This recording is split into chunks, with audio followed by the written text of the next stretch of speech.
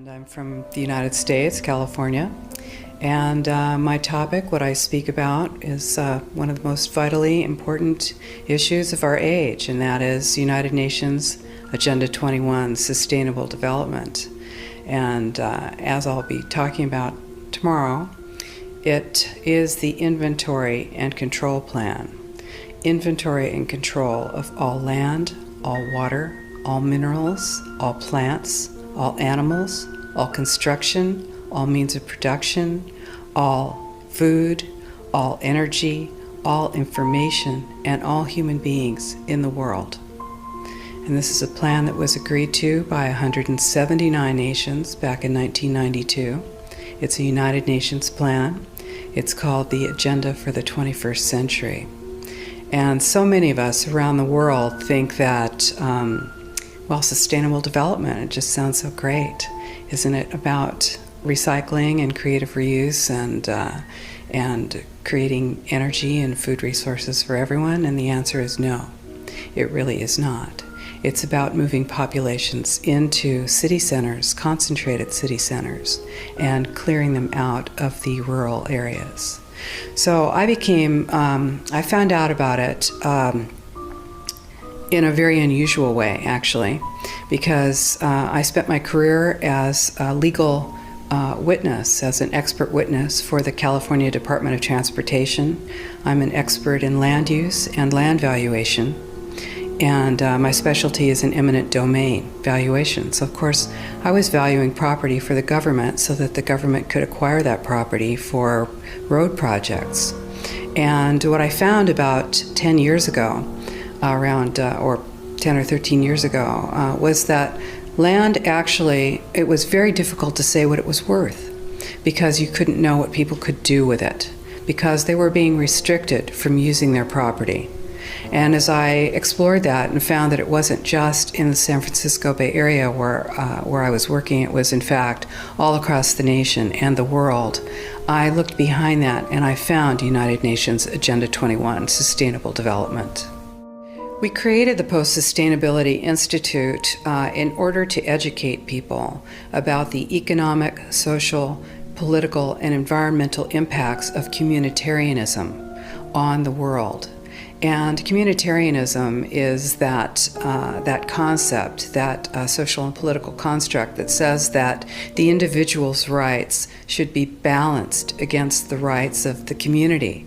And of course, the community is that amorphous, undefined community that when we talk about community, we think we're of course part of it and that, it's a positive thing. But really community is constructed.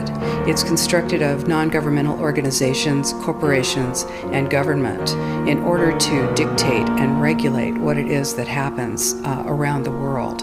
And we as individuals have literally no influence on that unless we are in agreement with it. If you dissent against the community, against communitarian law or against communitarian social tactics, you're rejected and basically made an outcast. And that is something that we wanted to expose to the world. And the reason that we created the Post-Sustainability Institute was in order to sue. We sued our local government, and right now we're suing higher up in order to stop regional plans, because regionalization is the stepping stone to globalization, and globalization is the standardization of all systems. So that includes water, law enforcement, education, energy. All systems have to be brought into harmony in order to control them all. Because when systems don't meet, when they're out of balance or not in sync with one another, they can't be controlled centrally.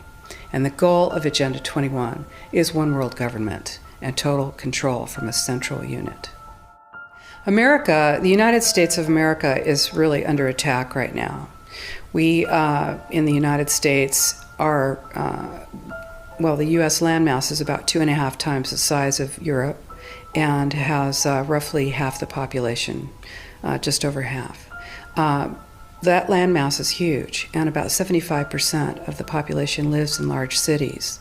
The goal is to move everyone out of the rural areas and into the large cities, and to destroy representative government and to move it into to a more to government by unelected boards and commissions.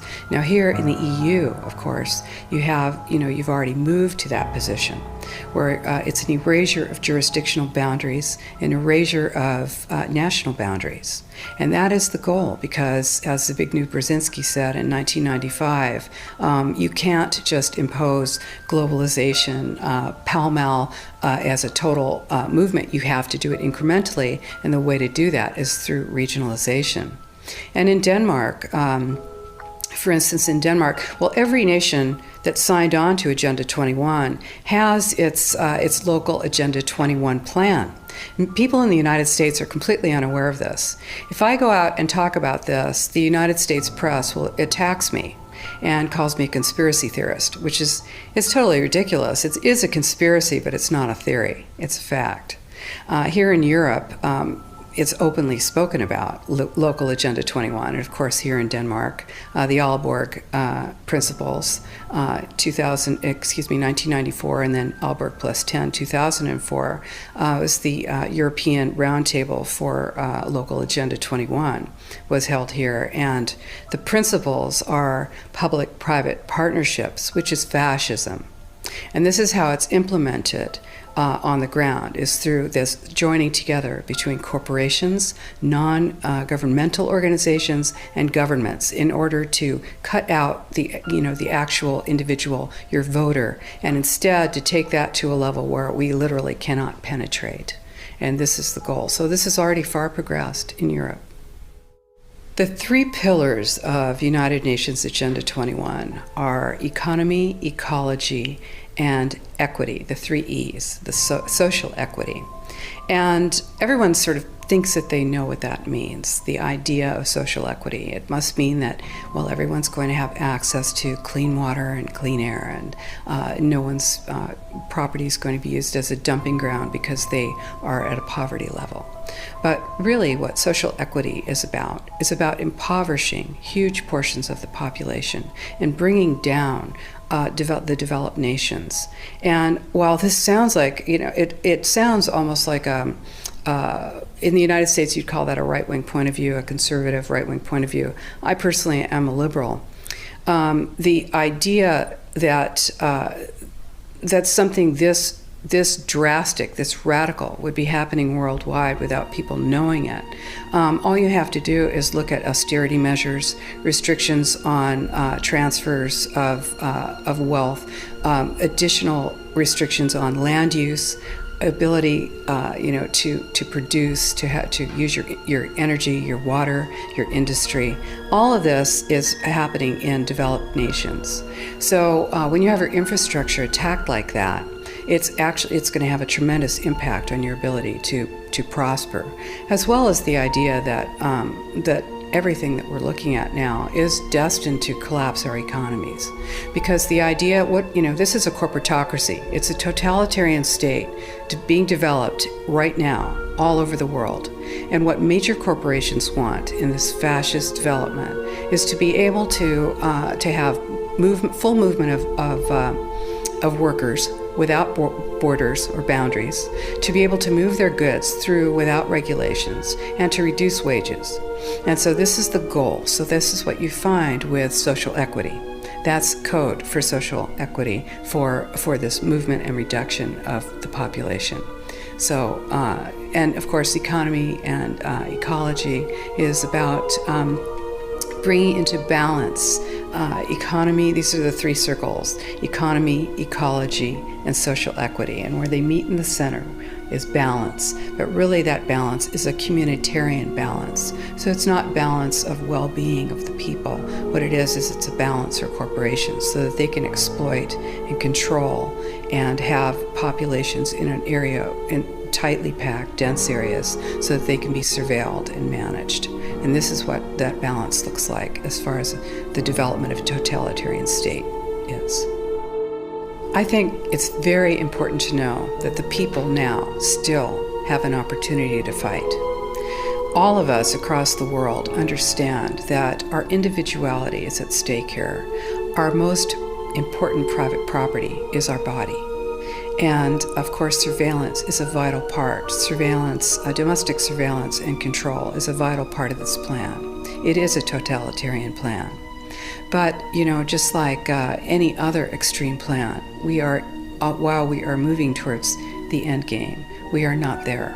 And this is the opportunity that all of us have now to stand up, to speak out, to refuse to collaborate, to refuse to cooperate, to expose collaborators, to work together to defund these plans, to refuse to demand what it is that corporations want to give us. And so, because no one's holding a gun to our heads right now, we have that opportunity. If that changes, if that moment changes, you certainly won't protest then. So now is the time. And people all over the world are doing this. It's just that the mainstream media is owned by 5 major corporations, and you're not going to get this information from the mainstream press. So you need to be your own press. You need to educate yourself. You need to get out there and educate your neighbors, your community, your real community. You need to help your children understand that they're being indoctrinated from pre-kindergarten to postgraduate school.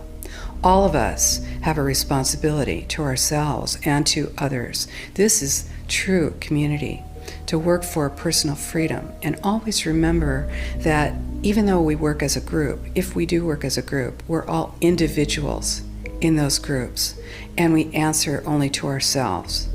And this is essential. It's essential as free human beings. This is what we are. We are free, and we need to continue to be free. And I do believe that we will win, but we have to become aware that there is a fight, and then make our friends and our neighbors and our community aware as well, and work together.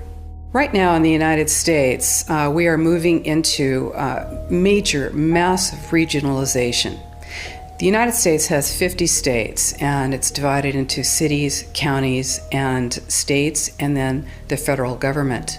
Instead, Agenda 21 is top-down. It's global, regional, neighborhood, and none of those positions is elected. So in the United States right now, where the development of regionalization is happening very quickly. It's happening with federal funding. There are hundreds of millions of dollars going to local governments in order to have them create regional plans. And what those do is this plan cannot be accomplished without control of land and land use, because, of course, where you live often dictates the kind of life you're going to have. So regionalization takes away our opportunity to have an impact. It takes away representative government. So what we are doing at the Post-Sustainability Institute right now is we are suing to stop the biggest regional plan in the United States, and it is a blueprint for the rest of the country. What this plan is doing is essentially saying that no new development will happen anywhere but in 4% of the San Francisco Bay Area, that all 101 cities and 9 counties will be joined together, and all land use decisions will be made basically by an unelected board. What this will do to land use and land value in the San Francisco Bay Area, to movements of people, to development of business, to freedom, is unfathomable. And people are not aware of it. The only thing that is standing between that and full passage is our lawsuit.